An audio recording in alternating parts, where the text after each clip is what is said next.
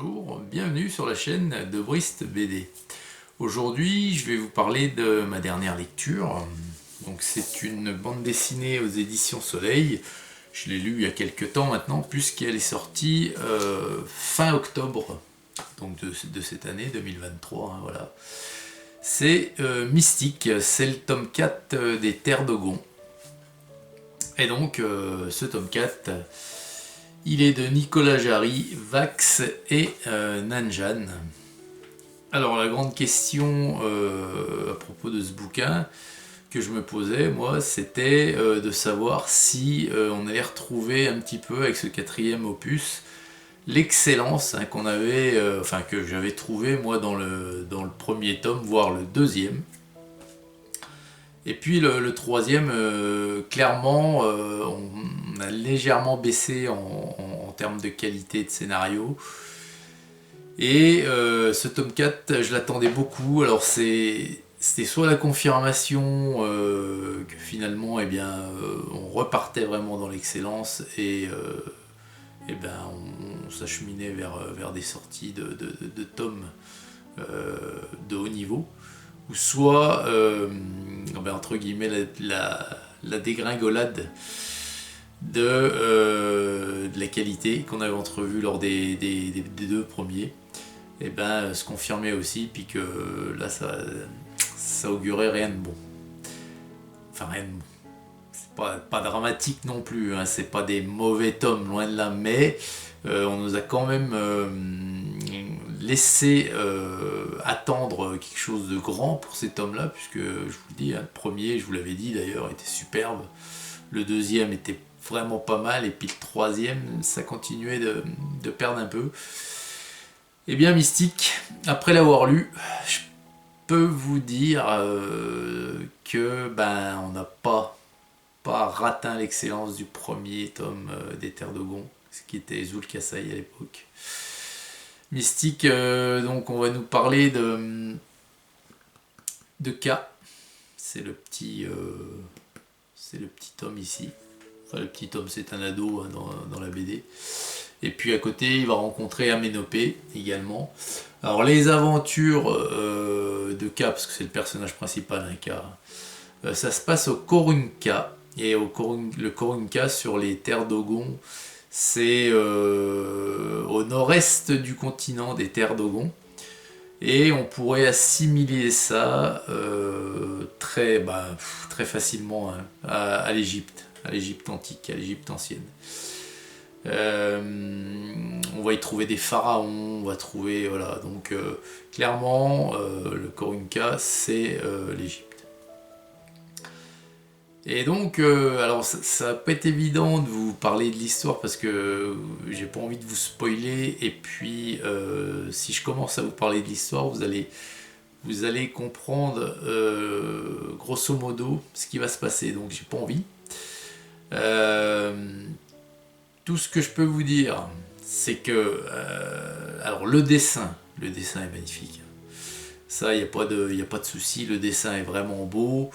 Bon, vous voyez par vous-même, hein, je vous mets quelques photos d'incrustation comme habituellement. Le dessin est vraiment beau.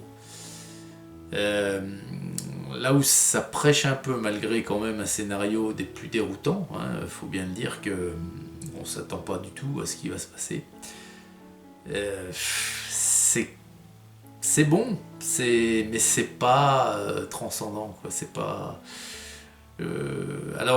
Non, c'est un bon tome, voilà, mais on reste, voilà, on part pas vraiment, ça nous transcende pas, quoi. C'est un bon tome sans plus. Alors je sais pas, après les Terres d'Ogon, bon, on savait que ces 4 premiers étaient prévus. Après, c'est un petit peu flou à l'heure actuelle, ou alors j'ai pas vu passer l'info.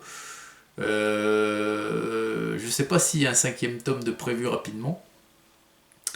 Il y a également les terres d'Inuma hein, qui devraient voir le jour, mais quand on ne sait pas, les terres d'Inuma qui donc vont s'assimiler au continent asiatique hein, par rapport à nos continents existants. Donc ces sorties-là, je ne sais pas quand est-ce qu'elles vont avoir lieu, puisqu'actuellement c'est les guerres d'Aran.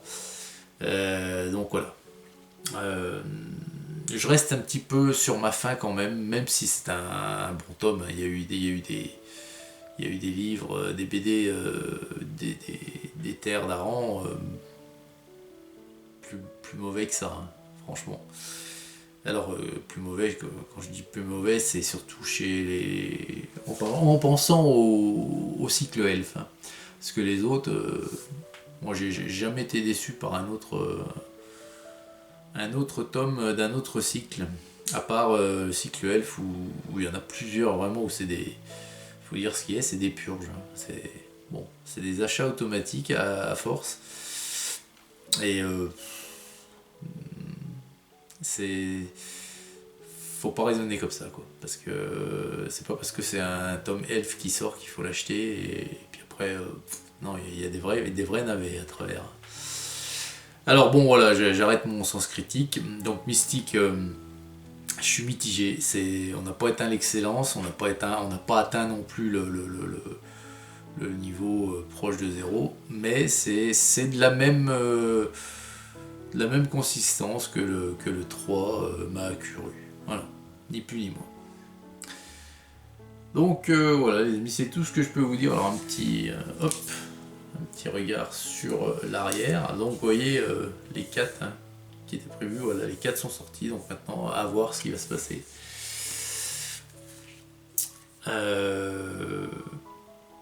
Pour ma part, je sais pas. J'attendrai de voir les annonces du 5e tome s'il y en a un pour savoir si je vais franchir le pas de l'achat ou pas, parce que voilà, je veux pas faire ma collection en faisant des achats automatiques. Voilà, ça c'est certain. Voilà, bah écoutez, par contre, s'il y en a parmi vous qui ont lu cette bande dessinée, hein, bon, c'est très possible, hein, puisque maintenant, je vous dis fin octobre 2023, hein, donc il y a bientôt 2 mois hein, qu'elle est sortie. Dites-moi personnellement ce que vous en avez pensé, et j'imagine que vous avez lu les autres tomes, enfin, au moins un autre tome des Terres de Gonds, donc dites-moi comment vous avez ressenti ce tome 4. J'aimerais beaucoup avoir d'autres avis que le mien pour voir si c'est pas moi qui délire, tout simplement. Non mais voilà quoi, c'est intéressant d'avoir d'autres avis quoi. Voilà, mais écoutez, en attendant, je vous souhaite une excellente fin d'année. Hein. Y a d'autres achats, donc Guerre d'Aran, cycle Mage et cycle Orc et Gobelin qui vont arriver. Donc je vous ferai les vidéos également, mais là je pense pas qu'il y en aura d'autres avant début 2024. Quoi. Donc excellente année à vous, excellente fin d'année, excellente fête de fin d'année à vous toutes et vous tous. Et puis on se retrouve dès janvier pour une prochaine vidéo. Allez, au revoir.